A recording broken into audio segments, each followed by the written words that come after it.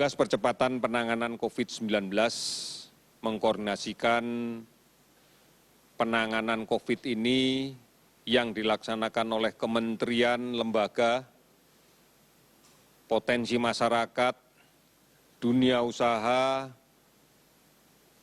pada berbagai level, mulai dari pusat sampai ke daerah.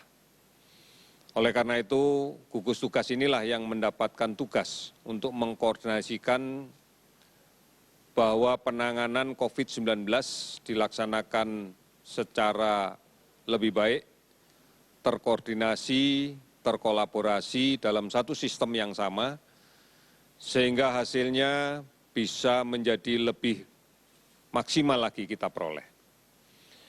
Saudara-saudara, gugus tugas percepatan COVID-19 ini bekerja berdasarkan pada 6 arahan Presiden yang terintegrasi dalam rangka membendung sebaran COVID-19. Ke-6 arahan tersebut diantaranya adalah 1. Pengujian sampel yang harus dilaksanakan secara masif dengan pelacakan yang agresif dan diikuti dengan isolasi yang ketat. Kemudian yang kedua, layanan konsultasi medis diharapkan semaksimal mungkin menggunakan teknologi dalam rangka untuk mengurangi kunjungan ke rumah sakit. Hal ini bisa dilaksanakan dengan menggunakan layanan telemedicine. Kemudian yang ketiga, gugus tugas hendaklah bisa memberikan layanan komunikasi yang efektif, detail, baik, dan transparan kepada semua pihak. Yang keempat, agar penegakan hukum dengan bantuan aparat negara dilaksanakan sebaik-baiknya, supaya masyarakat dapat berdisiplin dengan kuat untuk menghadapi pandemi COVID-19 ini. Kemudian yang kelima, pemerintah dan semua pihak harus memberikan jaminan arus logistik yang lancar, baik dari pusat sampai ke daerah, dari gudang-gudang logistik sampai ke pengguna, sampai ke daerah. Yang keenam, kebijakan stimulus ekonomi harus betul-betul tepat sasaran, dengan fokus pada pemutusan rantai penularan COVID-19. Saudara-saudara, COVID-19 hanya dapat dicegah dengan kedisiplinan yang kuat dan semangat gotong royong, agar semuanya bisa mematuhi arahan-arahan dari pemerintah untuk physical distancing, menjaga jarak, tetap di rumah dan menggunakan masker, serta mematuhi PSBB yang sudah ditetapkan di 2 provinsi dan di 22 kabupaten kota. Tetap di rumah, bekerja dari rumah, belajar dari rumah, dan beribadah di rumah.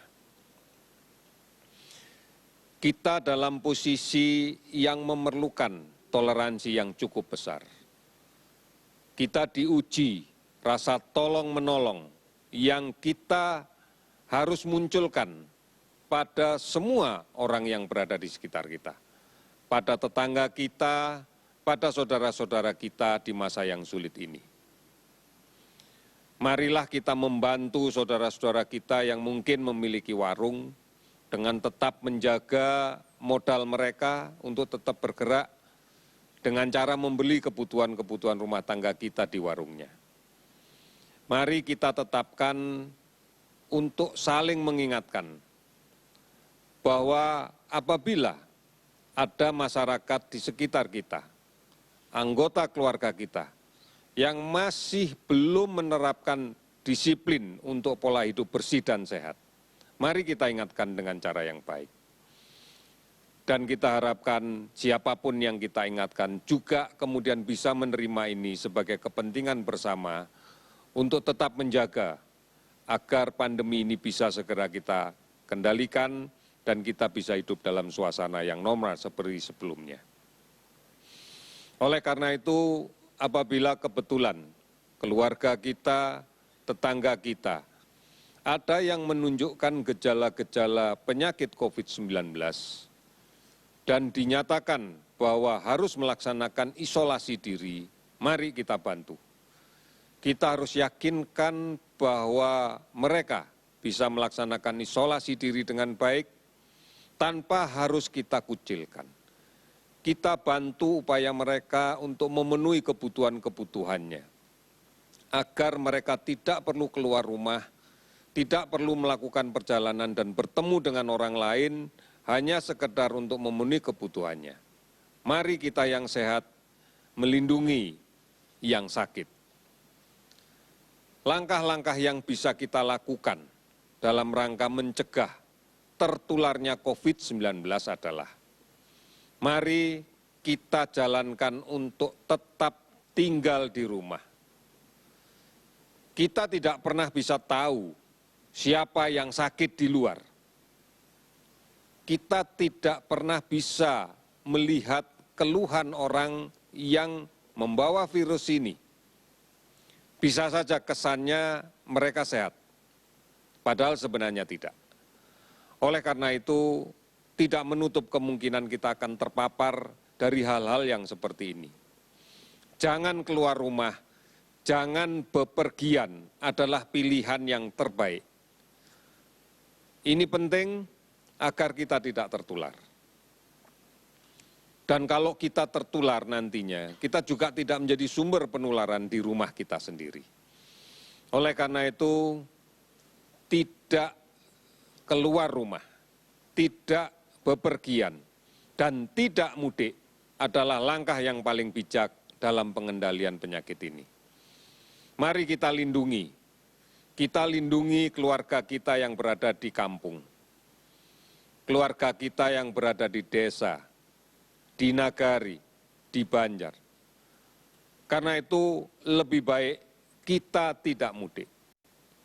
Kita harus tetap melindungi mereka agar mereka tetap sehat, agar mereka tetap produktif, agar mereka tetap bisa menjadi bagian dari perputaran roda ekonomi nasional kita.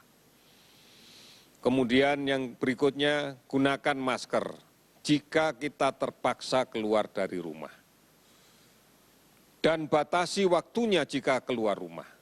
Hindari kerumunan orang banyak. Jangan naik kendaraan umum yang penuh sesak. Secepatnya segera pulang apabila urusan di luar rumah telah selesai. Sesampai di rumah, lepas masker, cuci tangan dengan sabun dan air yang mengalir, serta ganti dengan masker yang baru. Apabila kita meyakini bahwa kita kemungkinan besar dalam perjalanan di luar rumah terpapar dengan penyakit ini atau bertemu dengan orang banyak, sebaiknya segera pulang, mandi, dan cuci seluruh baju yang kita gunakan baju yang baru. Saudara-saudara, langkah-langkah inilah yang menjadi langkah penting bagi kita. Karena kita akan mampu melindungi kelompok-kelompok rentan yang ada di rumah kita. Melindungi orang yang usia lanjut yang berada di rumah kita. Melindungi orang-orang yang berpenyakit kronis yang berada di rumah kita. Karena kita tahu apabila mereka terinfeksi, akibatnya akan sangat fatal dan menjadi penyebab munculnya kematian. Oleh karena itu, mari tetap kita ikuti informasi yang benar tentang COVID-19 ini, agar kita bisa mengambil sikap yang benar dalam menyikapi bagaimana caranya menanggulangi COVID-19 ini. Silahkan ikuti beritanya, baik yang berada di portal covid19.go.id, di hotline 119, di WhatsApp COVID-19, di Halo Kemenkes, di banyak aplikasi layanan online dan layanan telemedicine, serta siaran yang dilaksanakan oleh TVRI dan RRI, serta televisi dan radio swasta yang lainnya. Berikutnya akan saya laporkan tentang data yang kita peroleh sampai dengan pukul 12. Laboratorium yang saat ini telah aktif melaksanakan pemeriksaan sebanyak 89 laboratorium. Ini terdiri dari 48 laboratorium di berbagai rumah sakit di seluruh Indonesia. 15 laboratorium yang tersebar di berbagai perguruan tinggi. Kemudian 18 laboratorium di jejaring laboratorium Kementerian Kesehatan. Kemudian ada 5 laboratorium yang berada di jaring laboratorium kesehatan daerah dan ada 3 laboratorium yang berada di jajaran Balai Veteriner di Direktorat Peternakan. Spesimen yang telah kita periksa sebanyak 86.985 spesimen dari sekitar 67.784 orang pasien. Kasus konfirmasi positif akumulasi sampai dengan saat ini adalah 9.771 orang. Yang sudah sembuh 1.391 orang. Sementara yang meninggal 784 orang.